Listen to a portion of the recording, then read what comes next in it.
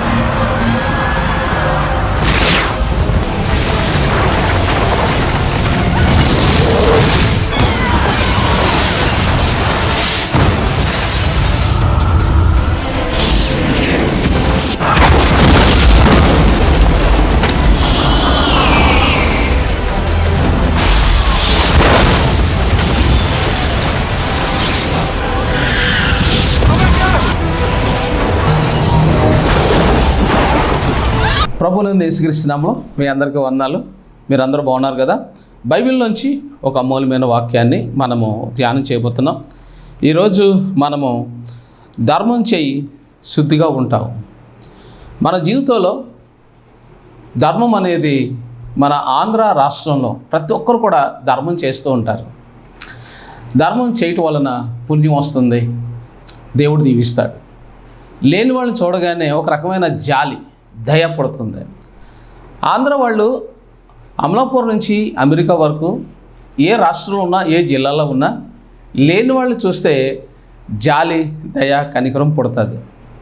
అదేంటో తెలియదు కానీ ఆంధ్రలో ఉన్న ప్రతి ఒక్కరు కూడా చాలా స్వచ్ఛమైన మనసు ఉంటుందని పెద్దలు అంటారు. బైబిల్ కూడా అలాంటి వారిని ప్రోత్సహిస్తూ ఈరోజు ఒక వాక్యాన్ని ధర్మం చెయ్యి అనే మాట మనకు కనబడుతుంది. బైబిల్ గ్రంథంలోంచి 15వ అధ్యాయం 7వ వచనంలో, నా యందు మీరును మీ యందు నా మాటలను నిలిచి ఉండిన ఎడల మీకేది ఇష్టమో అడుగుడి, అది మీకు అనుగ్రహించబడును. ఇక్కడ యేసు ప్రభువు వారు తన శిష్యులతో చెప్తున్నారు, బహిరంగంగా చెప్తున్నారు. ఈరోజు మనకి కూడా ఈ వాక్యం వర్తిస్తుంది. ఆయన చెప్పేది ఏంటంటే, మీకు ఏది ఇష్టమో అది అడుగుడు అంటున్నాడు. మానవునికి ఎన్నో ఇష్టాలు ఉంటాయి. పెళ్లి చేసుకునేటప్పుడు అబ్బాయి ఇలా ఉండాలనుకుంటారు, ఇంకా అమ్మాయి ఇలా ఉంటే బాగుంటుంది అనుకుంటారు. అదొక రకమైన ఇష్టం. బిల్డింగ్ కట్టుకుంటే ఇలా కట్టుకోవాలి, ఇంకొక రకమైన ఇష్టం. నేను తింటే ఈ వంటకమే తినాలి, మరో రకమైన ఇష్టం.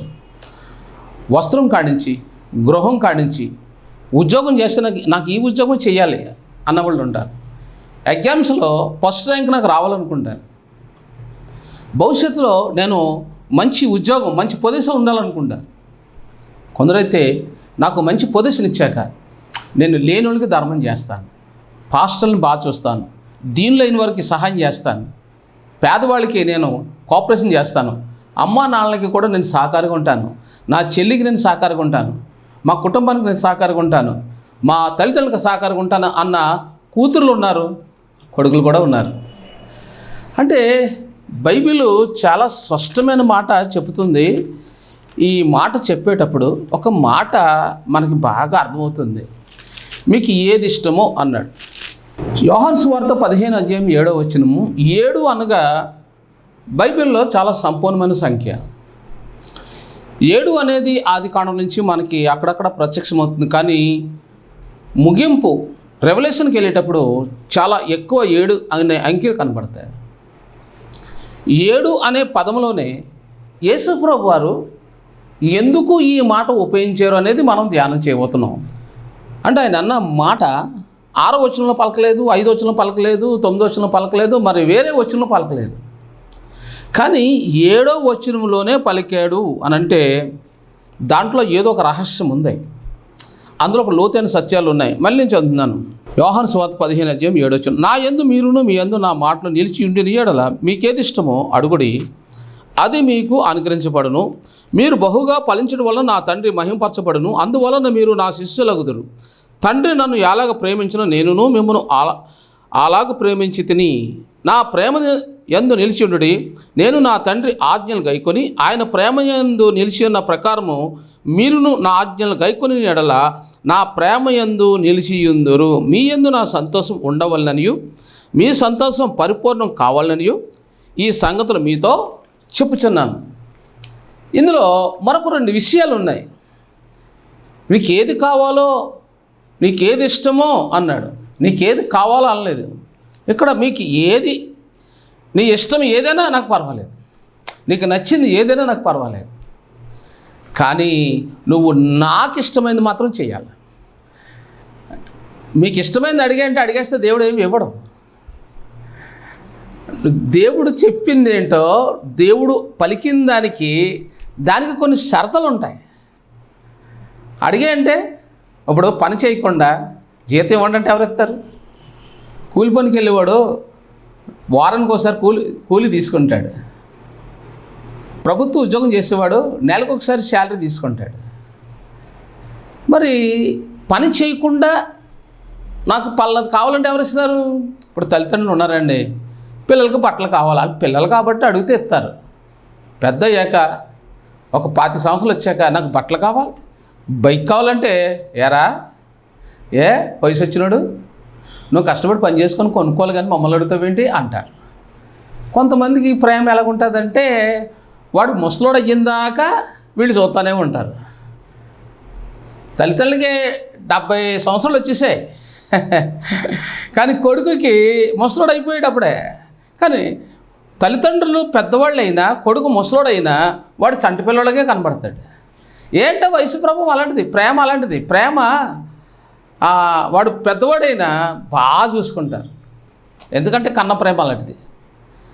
కానీ ఇక్కడ యేసుప్రభు అయితే కొన్ని షరతులు పెట్టాడు. ఇక్కడ ఒకటి, నా ఆజ్ఞలే అన్నాడు, నా ఆజ్ఞల యందు. రెండోది, నా ప్రేమ యందు. మీకేది ఇష్టమో చూడండి. ఈ మాట నేను మళ్ళీ చదువుతాను, 15:7 నా యందు మీరు మీ యందు నా మాటలు నిలిచి ఉండి నేడలా మీకేది ఇష్టమో అడుగుడి. మీకు కావాల్సింది అడిగే అనలేదు. మీకేది అంటే నీకు నచ్చింది అడుగు, నువ్వు కోరింది ఇస్తాను. నీకు నచ్చలేనిది అడగవు కదా, నాకు నచ్చింది నేను ఇస్తాను అని అంటలేదు ఇక్కడ. అయితే ఈ దినాల్లో మనకి 100% ఏం కావాలి? ఆరోగ్యం కావాలి. అన్నిటికంటే ఆరోగ్యం కావాలి. ఆరోగ్యం చాలా శ్రేష్టమైందండి. ఎవరైనా సరే నా ఆరోగ్యం నూరంతలో చెయ్యి అని ఎవరిని అడుగుతారా? సామెతల గ్రంథం 3:5, 6, 8, 9 వచనాల్లో నీకు కలిగిన దాంట్లో ప్రథమ ఫలం ఆయనకి ఇస్తే అప్పుడు ఆయన నీ ఎముకలను బలపరచని ఉంటుంది. అప్పుడు ఆయన నీకు ఆరోగ్యం రిలీజ్ చేస్తాడు, నీ ఎముకలను బలపరచును అని ఉంటుంది. చాలామంది చేతకాని ప్రార్థన ఏంటంటే తెలియని ప్రార్థన. అన్నీ అడుగుతారు కానీ నా ఎముకలు బలపరచు అని అడగరు. అందుకని ఎముకలు పాడైపోతుంటాయి. నా కళ్ళు బలపరచు, నా తలంపులు బలపరచు, నా గుండె బలపరచు, నా స్థితిని స్థిరపరచు, నన్ను నీ రూపులకు మార్చు. ఏం అడగరు. నాకు మంచి భాగస్వామి కావాలండి, నాకు ఆరోగ్యం కావాలండి, నాకు డబ్బు కావాలండి, అప్పు తీరిపోవాలండి, నా ఇల్లు పూర్తయిపోవాలి తండ్రి. ఏమండి, నువ్వు ఎంతకాలం అడిగినా నీ కోరిక నెరవేరదు. ఎందుకో తెలుసా? అడుగుడి అనే పదంలో ఆ మాటకి కొన్ని కారణాలు, అర్థాలు ఉన్నాయి. అది అనుభవంలో ఉన్నవాళ్ళకి అయితేనే తెలుస్తాయి. అనుభవం లేకుండా కోటిస్తాడు అనుకోండి పాస్టర్ గారు, అనుభవం లేకుండా అనుభవం లేని వాళ్ళకి ఏం చెప్పగలడు? ఇందులో మీరు తెలుసుకోవాల్సిన ఒక నగ్న సత్యం ఉంది. అది ఏమిటి అని అంటే, బైబిల్లోని సంఖ్యాకాండం అంటే మొట్టమొదటి పాయింట్, ఆయన అడుగుడి అనే పదంలో ఒక అద్భుతమైన పాయింట్ ఉంది. సంఖ్యాకాండం 18:26లో దశమ భాగంలో యెహోవాకు ప్రతిష్టార్పణగా చెల్లించవలెను. ఇది మొదటి మాట. అంటే దైవజనులు ఉంటారు, వాళ్ళు దశమ భాగం తీసుకుంటారు, తప్పులేదు. కానీ దశమ భాగం తీయకపోతే వాళ్ళకి పాపం. ఇప్పుడు సేవకులు కూడా రోగాలు ఎందుకున్నాయి? దశమ భాగం తీయకపోతే సేవకులకి హార్ట్ కంప్లైంట్స్, సేవకులకి రోగాలు, చాలా వ్యాధులు సేవకులకి ఎందుకుంటాయంటే వాళ్ళకి వచ్చిన దశమ భాగం తీయకపోతే అది కూడా పాపమే. అది ప్రతిష్టార్పణ. అంటే ఆరోగ్యము ఎందుకు కొరత అయింది పాస్టర్ గారికి? ఓ విశ్వాసి నీకే, మీకు మీ కుటుంబంలో దేవుణ్ణి నమ్మిన అనేక సమస్యలు ఎందుకు ఉన్నాయి? ఈనాడు కరెక్ట్ పాయింట్స్ మీకు ఇస్తున్నాను. ఒక సేవకుడికి ఎన్నో సమస్యలు ఉన్నాయి, విశ్వాసులకి చాలా కష్టాలు ఉన్నాయి. దీని అంతటికీ కారణం ఒకటే ఉంది. విశ్వాసగా నీవు నీ సాక్ష్యాన్ని రాసుకొని ప్రజలకు పంచిపెట్టలేదు, నువ్వు అక్కడ ఫెయిల్ అయ్యావు. ఒక దైవజనుడిగా మీరు సువార్త పత్రికను రాసి నీ సాక్ష్యాన్ని క్రీస్తును ముందు పెట్టి స్తోత్రమని చెప్పి మీరు రిలీజ్ చేయలేదు. 45 సంవత్సరాలు అయింది సార్, నేను నా సాక్ష్యాన్ని ప్రజలకు ఇచ్చి 45 సంవత్సరాల నుంచి నా సాక్ష్యం పంచుతూనే ఉన్నాను. అనేక గ్రంథాలు రచించాను, అనేక పాటలు రచించాను. నేను ఒకసారి మీరు ఆలోచించాలి, నేను డిగ్రీ చదవలేదు, నేను చదువుకోలేదు, కానీ నా సాక్ష్యాన్ని ప్రజల్లో పంపినందుకు నా దేవుడు శబాస్రా అన్నాడు. నాకు ఈ వాక్యం తెలియదు. ఈ వాక్యం తెలియక ముందే నా సాక్ష్యాన్ని ప్రజలకి అప్పగించాను, అనేక పాటలు రచించాను. ఇది రెండో పాయింట్. ప్రతి క్రైస్తవుడు, ప్రతి విశ్వాసి, ప్రతి దైవజనుడు తెలుసుకోవాల్సిన సత్యం ఏంటంటే, దైవజనుడు తన దశంభాగం దేవునికి ఇవ్వాలి. తర్వాత తన సాక్ష్యాన్ని రాసి ఉంచుకుంటే ఆ సాక్ష్యాన్ని బట్టి, ఆ ప్రతిని బట్టి నువ్వు దీవించబడతావు. అప్పు అనేది నీకు లేకుండా నువ్వు జీవిస్తావు. నెంబర్ 2, ఒక విశ్వాసగా నీవు నీ సాక్ష్యాన్ని నీకు నీవే రాసుకోవాలి. లేదనుకో, నువ్వు రాసిన పత్రికను పోస్టల్లో నా దగ్గర పంపిస్తే నేను దాన్ని ఎడిట్ చేసి బుక్ చేసి నీకు ప్రపంచానికి పంపిస్తాను. ఒక బుక్ రిలీజ్ చేయడానికి మీ సాక్ష్యాన్ని ఇంచుమించుగా 5 నుంచి 10,000 అవుతుంది. సార్, నా సాక్ష్యం కొన్ని మాటలు నేను రచిస్తున్నానని చెప్పి నువ్వు రాసేసావు అనుకోండి, అందులో మధ్యన ఎక్కడ వాక్యం పెట్టాలో, ఎక్కడెక్కడ ఏ పాయింట్స్ పెట్టాలో నేను కూర్చి దాన్ని ప్రింట్ చేసి ప్రపంచాన్ని పంపిస్తాను, లేదా నీకే పంపిస్తాను, నువ్వే పంచిపెట్టుకోవచ్చు. కానీ నీ సాక్ష్యము ఒక 10 ప్రతులైనా, 20 ప్రతులైనా, 50 ప్రతులైనా పర్వాలేదు, నేను దాన్ని ఎడిట్ చేసి నీట్గా, నేను చాలామందికి అలాగే హెల్ప్ చేశాను. ఒక ఆయన నాకు 20,000 ఇచ్చాడు, ఆయన సాక్ష్యం నాకు ఇచ్చి, అప్పుడు నేను దాన్ని బుక్లో మార్చాను. ఆయన చాలా సంతోషపడ్డాడు. ఆయన ప్రభుత్వ ఉద్యోగం, ఆయనకు 3 లక్షల జీతం, హైదరాబాద్లో ఉన్నాడు. చాలామంది నన్ను అడుగుతుంటారు ఎడిట్ చేయమని. నేను ఎడిటింగ్ చేస్తుంటాను. S S Babu, I'm editor, I'm movie director, writer and fighter and యూట్యూబ్లో లైవ్లో ఎన్నో అర్హతలు దేవుడు కృప నాకు ఇచ్చాడు. కాబట్టి 2 విషయాలు గుర్తుపెట్టుకోండి. నెంబర్ 3 పాయింట్, మార్కు సువార్త 1:15 అనుదినము సువార్త ప్రకటించవలెను. చూడండి, యేసుక్రీస్తు భూమి మీదకి వచ్చి మొట్టమొదటి సువార్త ప్రకటించాడు. దాన్ని అనుసరించి 1 కొరింథీ 9:16 అయ్యో, సువార్త ప్రకటించకపోతే నాకు శ్రమ, సువార్త ప్రకటించుటయే నాకు జీతము. చూసారా, మీకు జీతం రావట్లేదు, దేవుడి నుంచి ఆశీర్వాదం మీకు రావడం లేదు. ఎందుకంటే మీరు పత్రిక రాయలేదు. 2, మీ దశంభాగం ఇవ్వలేదు సేవకులైతే. నెంబర్ 3, అటు దైవజనుడు అయినా కావచ్చు, ఇటు విశ్వాసాన్ని కావచ్చు, నువ్వు సువార్త పత్రిక అనేది ప్రింట్ చేయించి పంచిపెట్టాలి. రోడ్డు మీద నడి రోడ్లో సువార్త ప్రకటించాలి. నేను ప్రకటిస్తాను అలాగా, ఇండియా అంతా నడి రోడ్లోకి వెళ్ళి సువార్త ప్రకటించాను. అందుకని ఈరోజు నాకు అప్పు లేదు, ఆరోగ్యం కూడా సూపర్, నా ఆరోగ్యం సూపర్, నా జీవితం సూపర్, మా కుటుంబం సూపర్, మా పిల్లలు, మేము హ్యాపీగా ఉన్నాం. ఎందుకంటే బైబిల్ ఏది చెప్తుందో అది నేను చేస్తున్నాను. నెంబర్ 4, ఇలా చెప్పుకుంటే యోబు గ్రంథము 38:40 సింహం పిల్లలు తమ గుహలలో పండుకొనినప్పుడు, తమ గుహలో పొంచి ఉన్నప్పుడు నీవు వాటి ఆకలి తీర్చెదవా? తిండి లేక తిరుగులాడుచు కాక పిల్లలకు దేవునికి మొరపెట్టినప్పుడు కాకికి ఆహారం సిద్ధపరిచిన వాడు ఎవ్వడు? ఏమండే, కాకేమో అందని అంత పైన గూడు కట్టుకుందా? మనకు తెలియదు, కానీ మనకు తెలియకుండా కాకి గూడు కట్టుకుంది, అందులో పిల్లలు ఉన్నాయి. పిల్లలు ఆహారం కోసం దేవుడు మొరపెడితే దేవుడు వాళ్ళ అమ్మ నోట్లో ఆహారం పెట్టి పిల్లలకు పెట్టని పంపిస్తున్నాడు. చాలా ఆశ్చర్యం. కాకి పిల్లలకి ఆహారం పెట్టమని వాళ్ళ అమ్మ నోట్లో ఆహారం పెడుతున్నాడు అంటే దేవుడు, మన ప్రభువైన క్రీస్తు. అవి పిల్లలకు తీసుకెళ్ళి పెట్టి, పిల్లలు తల్లి కూర్చొని గూట్లో షేర్ చేసుకుంటున్నాయి ఆహారం. మన తండ్రి యేసుక్రీస్తున్నాడు, చూసావా, మనకు ఆహారం పెట్టాడు. అవి ఏం తింటాయి? ఎక్కువ మాంసం కూర తింటాయి. అవి ఏం తింటున్నాయి? బిర్యానీ తింటున్నాయి గూడులో. మరి సింహం ఏం తింటుంది? అవి కూడా ఎక్కువ మటన్ తింటాయి. ఆ గుహలో ఉండి పొంచి ఉండి అంటే ప్రార్థిస్తున్నాయి, మాకు ఆహారం కావాలి. అంతే, ఒక పొట్లము ఆ సింహం గుహలోకి వచ్చింది. అవి విప్పితే మాంసం బిర్యానీ ఉంది. ఏమండి, పిల్లలు తింటున్నాయి. ఇలాగా అవి తిని సగం ఉంచే ఇలాగ వాళ్ళ అమ్మ వచ్చింది. ఈ రోజంతా నేను బయట వేటాడాను ఏం దొరకలేదు అని తల్లి వచ్చి సింహం పిల్లలతో చెప్తాను. సింహం పిల్లలు అంటుంది, మన ప్రభు అయిన క్రీస్తు, మన దేవుడికి మేము మొరపెట్టాం, మాకు కావాల్సినంత ఆహారం పెట్టాడు, మేము తినగా కొంచెం నీకోసం కొంచెం తిను అని అన్నప్పుడు ఇప్పుడు తల్లి ఆశ్చర్యపోతుంది. దేవా నీకు స్తోత్రం అని చెప్పి ఈ సింహపు గుహలో తల్లి పిల్లలు పలావ్ తింటూ మటన్ తింటూ దేవుని స్తుతిస్తున్నాయి. ఏమండి, దేవుడు ఆకాశ పక్షులకి ఆహారం పెట్టినవాడు, అతి భయంకరమైన అడవిలో మనుషులు జాడలేని ఆ ఒంటరిగా ఉన్న ఆ సింహానికి సింహం పిల్లకి ఆహారం పెట్టినాడు.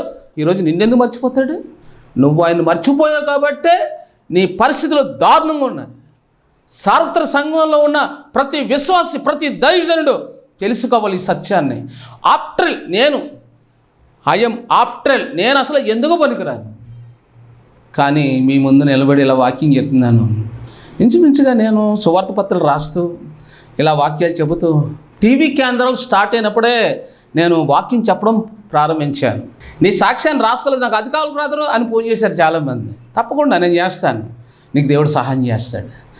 కానీ నా ప్రార్థన నీ పక్షంలో అంగీకరించాలని అంటే చిన్న కానుక పంపుకోగలవా నువ్వు? చిన్న కానుక నా కోసం కాదు, నీ కోసమే మళ్ళీ నేను తిరిగిస్తాను. మా ప్రే టవర్ పేరు ఏం పేరో తెలుసు కదా నీకు అమ్మా?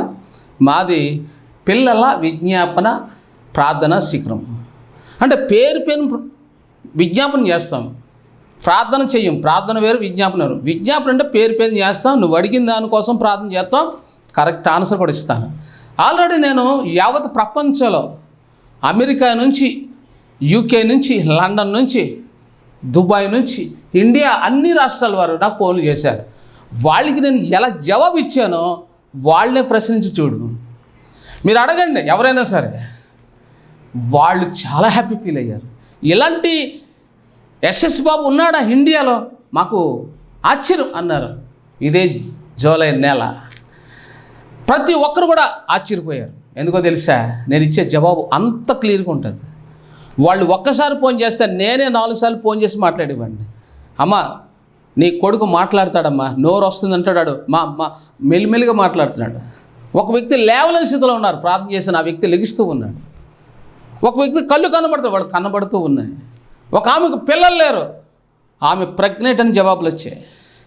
ఈ లోకంలో థైరాయిడ్ నుంచి షుగర్లోని, బీపీలోను, మాటలు లేక అనారోగ్యంలో మంచాల మీద పడ్డవాళ్ళు, ఆర్థిక ఇబ్బందులు, వ్యాధులతో ఉన్నవాళ్ళు ఎంతమంది నాకు ఫోన్ చేశారు. అందరి కొరకు నేను ప్రార్థన చేశాను, నాకు జవాబు వస్తుంది, నేను వారిని బాగు చేస్తున్నాను అని. 2వ రాజుల గ్రంథం 20:5 నీ కన్నీళ్ళు నేను చూశాను, నేను వారిని బాగు చేస్తాను. నేను ఏడ్చానండి. నా దగ్గర ప్రార్థన రిక్వెస్ట్ కోరిన వాళ్ళ కోసం నేను ఏడ్చాను. వాళ్ళు ఏడవాలి, వాళ్ళ కోసం నేను ఏడ్చాను.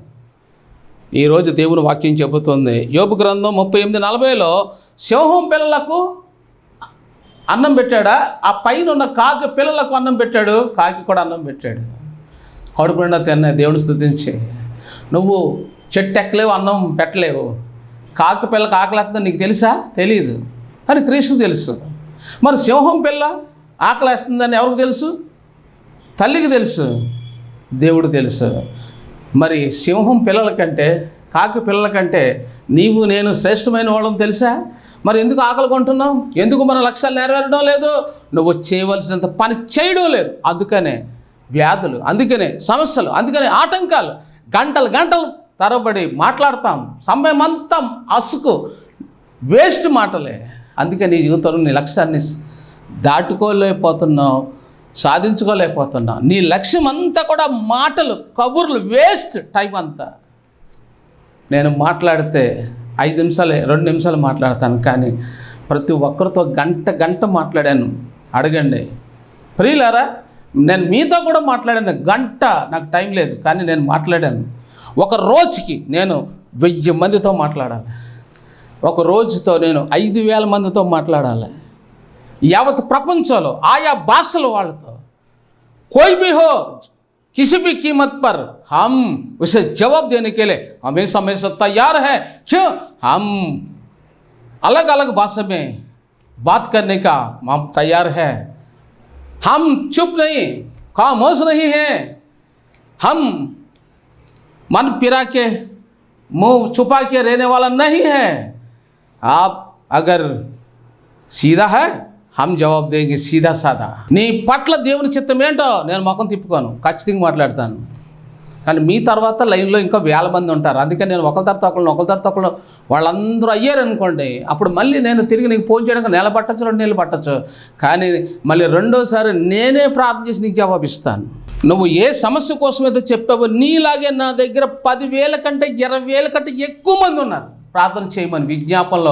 వాళ్ళ కోసం నేను బట్టి పడతాను, రాత్రంతా కూడా రిపీట్ చదువుతాను. వాళ్ళ కోసం నేను మనసులో వాళ్ళ కోసం బట్టి చదువులో ఎలాగైతే మనం ప్రిపేర్ అవుతామో అలాగే నేను ప్రిపేర్ అయ్యి వాళ్ళ పేర్లు వాళ్ళ కుటుంబం అన్నీ నోట్ చేసుకొని దేవుని దగ్గర కన్నీరు కార్చి ఏడుస్తుంటుంటాను. సార్ అలాంటి వాళ్ళు ఉన్నారా? ఇండియాలో ఎత్తుక్కోండి, ఇర్మియాలో ఉంది. మీకోసం కన్నీరు కార్చే వాళ్ళని వెతికి పట్టుకొని రోదన చేసే కన్యకలను పిలవండి, రోదన చేసే పిల్లలను కనుగొని నన్ను ఉంది. అయ్యం సామ్యుల్ బాబు, నేను ఆ వాక్యాన్ని న్యాయం చేస్తున్నాను. చాలామంది నాతో ఇలాగన్నారు, బ్రదరు ఇంతవరకు మేము ఫోన్ చేస్తే ఎవ్వరూ ఆన్సర్ ఇవ్వలేదు, కానీ మీరు ఎత్తారు, మాట్లాడారు, మళ్ళీ మమ్మారు 4 సార్లు ఫోన్ చేసి ప్రేయర్ చేశారు. నీలాంటి ఎస్ఎస్ బాబుని బైబిల్ బడి కార్యక్రమంలోనే ఉన్నట్లు మాకు ఇంతవరకు తెలియదని యావత్ ప్రపంచంలో ఒప్పుకున్నారు. ఒక సహోదరి పేరు బ్యోలా డల్లా అనే ప్రదేశంలోంచి అమెరికా యుఎస్ఏ నుంచి నాకు ఫోన్ చేసింది. వాళ్ళ కొడుకు పేరు జాకబ్, మాటలు రావట్లేదు, ప్రార్థన చేయమని నేను ఏడ్చి ప్రార్థన చేశాను. ఆమె పేరు బ్యోలా. ఒక సిస్టరు ఆస్ట్రేలియా నుంచి ఫోన్ చేసింది, నా భర్తలో మార్పులో ప్రార్థన చేశాను ఏడ్చి. ఒక బ్రదరు లండన్ నుంచి ఫోన్ చేశాడు, నేను ప్రార్థన చేశాను. ఎన్నో రాష్ట్రాలు, ఎన్నో స్టేట్ల నుంచి, ఒక్క కలకత్తా తెప్పించి భారతదేశం 4 మూలల నుంచి నాకు ఫోన్లు వచ్చాయి. అందరి కోసం ప్రార్థన చేశాను. వాళ్ళ పేర్లు కూడా ఇట్టే చెప్పగలను నేను. కానీ నేను ఎవరిని ఏమీ ప్రతిఫలం కోరలేదు. కానీ యూట్యూబ్లో నేను మీతో చెప్పేది, నేను మందిరం కడుతున్నాను అమ్మా, నేను మందిరం కడుతున్నాను, నీకోసం నేను ప్రార్థిస్తున్నాను. నేను ప్రార్థన చేసి జవాబు రాలేదని నువ్వు బాధపడచ్చు. మందిర నిర్మాణం కొరకు 1 నెల మీ ఇంట్లో వాళ్ళందరూ 1 నెల మీ జీతంలో, మీరు ఎక్కడున్నా మీ జీతంలో 1 నెల 10వ భాగం మాకు పంపించడండి. నేను 10వ భాగం అడిగానంటే అయ్యి దేవుడి సొత్తు కాబట్టి, లేదంటే మీ ఇష్టం, ఒక కానుక పంపుకోండి. నేను మందిరం కడతాను కాబట్టి నీ పేరు నోట్ చేయబడుతుంది, నాకు జవాబు వస్తుంది. నేను ఖచ్చితంగా మళ్ళీ నేనే ఫోన్ చేసి జవాబిస్తాను. కాబట్టి బైబిల్ గ్రంథంలో లోకాసువార్త 11:41 చివరి మాట, కాగా మీకు కలిగినవి ధర్మం చేయుడి, అప్పుడు అన్ని శుద్ధిగా ఉండును. యేసుప్రభు చివరి మాట చెప్తున్నాడు. నీ జీవితంలో నెమ్మది లేదు, నెమ్మది రావాలంటే ధర్మం చేయి, అంటే నా మందిరం కోసం సహాయం చేయని ప్రభు అడుగుతున్నాడు ఇక్కడ ఈ మాట. నీకు కలిగింది ధర్మం చేయి, అప్పుడు అన్నీ శుద్ధిగా ఉంటాయి. అప్పుడు అన్నీ అంటే నీ ఆరోగ్యం, నువ్వు కావాల్సిన భాగస్వామ్యం సంపాదించుకుంటావు, ఆరోగ్యాన్ని సంపాదించుకుంటావు, నీ కుటుంబంలో నెమ్మది కలుగుతుంది, బిల్డింగ్ కడతావు, ఉద్యోగం సంపాదించుకుంటావు. నీ లక్ష్యంలో ఏదైతే కావాలని అనుకుంటున్నావో, ఏదైతే అడిగావో, అప్పుడు ఆయన నీకు ఏది ఇష్టమో అడుగుడి, అది మీకు అనుగ్రహించబడును అనే మాట నీ జీవితంలో అప్పుడు నెరవేరుతుంది. నువ్వు ఇబ్బంది కష్టపడింది దేవుడు నీకేమి ఇవ్వడం, మాటే కదా, అడిగేచ్చని అడిగేస్తే ఏమి ఇవ్వడం. దాని అర్థం ఇది. ఇప్పుడు మీకు ఫస్ట్ పాయింట్, మీరేం చేయాలి? సేవకులైతే సంఖ్యాకాండం 18:26 10 భాగం తీయాలి. సేవకులైతే ద్వితీయోపదేశం 17:18 ప్రకారం ఒక ప్రతిని నీ సాక్ష్యాన్ని రాసుకోవాలి. నెంబర్ 3 1 కొరింథీ 9:16 సువార్త ప్రకటించకపోతే నాకు శ్రమ. ఈరోజు క్రైస్తవులకి, సేవకులకి, విశ్వాసులు శ్రమలు ఎందుకు, రోగాలు ఎందుకు, అప్పులు ఎందుకు ఉన్నాయి, సమస్యలు ఎందుకు ఉన్నాయి? సువార్త ప్రకటించక, ప్రతిని రాయక, 10 భాగం ఇవ్వక మీ జీవితం స్వచ్ఛం లేదు. అందుకని లూకా 11:41 కాగా నీకు కలిగిన ధర్మం చేయి అంటే నీకున్నదంతా పంచిపెట్టే, అప్పుడు నీకు అన్ని అప్పుడు నీ జీవితంలో అన్ని లక్ష్యాలు నెరవేర్చుకుంటావని ఈ వాక్యం చెప్తుంది. దేవుడు ఈ వాక్యం మీ జీవితంలో నెరవేర్చును కాక. పరిశుద్ధ ఆర్థిక ఇబ్బంది పడుతున్న ఆర్థిక సహాయం చేయండి, సంతానహీనులకు సంతానం ఇవ్వండి, ఈ కుటుంబాలు కన్నీరు తుడిచి వీరిని జ్ఞాపకం చేసుకోండి. యేసు నామములో ప్రార్థిస్తున్నాము తండ్రి, ఆమేన్. వందనాలు. కుమ్మరి చేతిలో మంటివలే కన్నఒడిలో పసిబిడ్డవలే. కుమ్మరి చేతిలో మంటివలే తల్లివడిలో పసిబిడ్డవలే. అయ్యా నీ కృపతో నన్ను మార్చుము. యేసయ్యా నీ పోలికగా నన్ను దిద్దుము. కుమ్మరి చేతిలో మంటివలే తల్లివడిలో పసిబిడ్డవలే. కుమ్మరి చేతిలో మంటివలే తల్లివడిలో పసిబిడ్డవలే.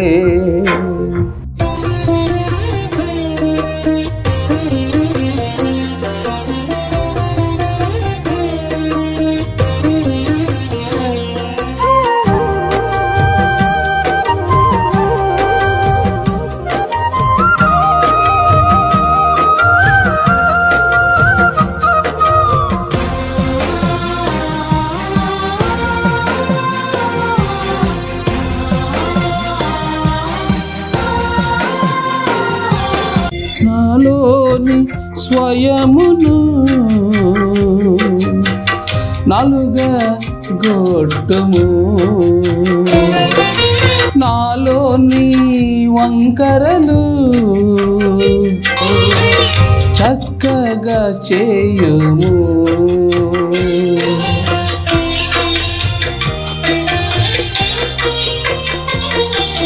నాలోని స్వయమును నలగొట్టుము. నాలోని వంకరలు చక్కగా చేయుము. నీ పోలిక వచ్చే వరకు నా చేయి విడువకు. నీ పోలిక వచ్చే వరకు నా చేయి విడువకు. సారే పై నుండి తీసివేయకు.